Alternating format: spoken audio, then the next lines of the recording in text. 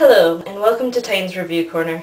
I know it's been a little while, but getting over a cold as well as, well, dealing with the winter has put me a little behind, but don't worry. Moving it to about 2 or 3 reviews a week I thought would be a little better for sometimes my taxing schedule. Anyways, it being my birthday, I thought that I would do my favorite sci-fi movie. And in many cases, my absolute favorite movie. So, do you have any guesses? Okay. The Last Starfighter. Now, for those of you that actually do know this movie, you probably understand why this is one of my favorites. For those of you that don't, we're going to dive right in. This was made in 1984, well, released, worked on a little bit before then, and it's a rather simple story considering we have our hero, a rather very average boy next door who ends up beating a video game and finding out that this particular video game is actually a test. Now, I don't really want to get into more of the plot, especially because I want you to go and see this.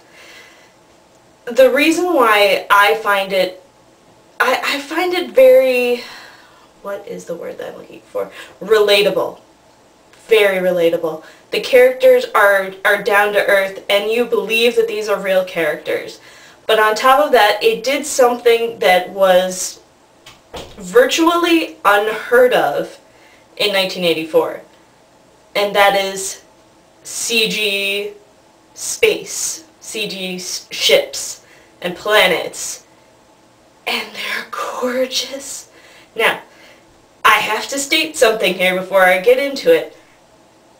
I hate most CG stuff. Why? It's not believable. I can still, like I was when, watching Tron Legacy and stuff. That movie just came out last month. And I still don't believe it. Sure, it's gotten a lot better, and in some cases I might go, yeah, it's close, but I can still tell. My brain could still tell.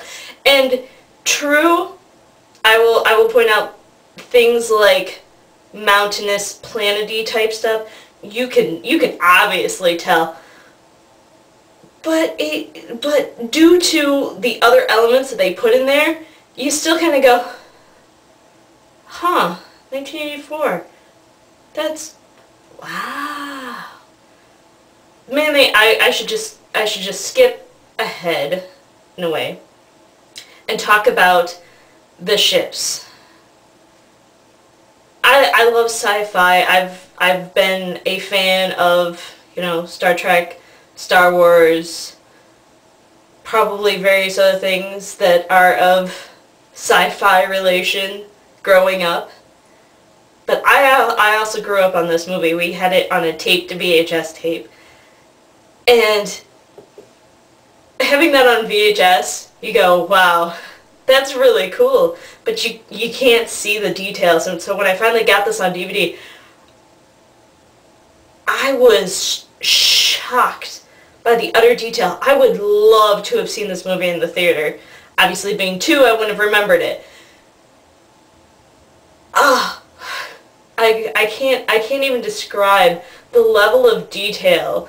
And I just recently watched the special feature for the DVD, which is, I'm trying to figure out what they called it, Crossing the Frontier, the making of. It's so interesting to hear them talk about the process in how they did the CG ships and all the backgrounds and rendering, and to think about how long it took them, especially because of how inexpensive and efficient it is to make it today. This movie was groundbreaking. Seriously. And for everyone that I know that knows Star Wars and Star Trek doesn't know about this movie. I'm like, how'd you miss this movie? It should be up there. I mean, I know that some of it's the nostalgic factor talking because, like I said, I did grow up with this. There is nothing wrong with this movie. For this movie, it completely contained, beginning to end, it's a fantastic movie. And it's an A+.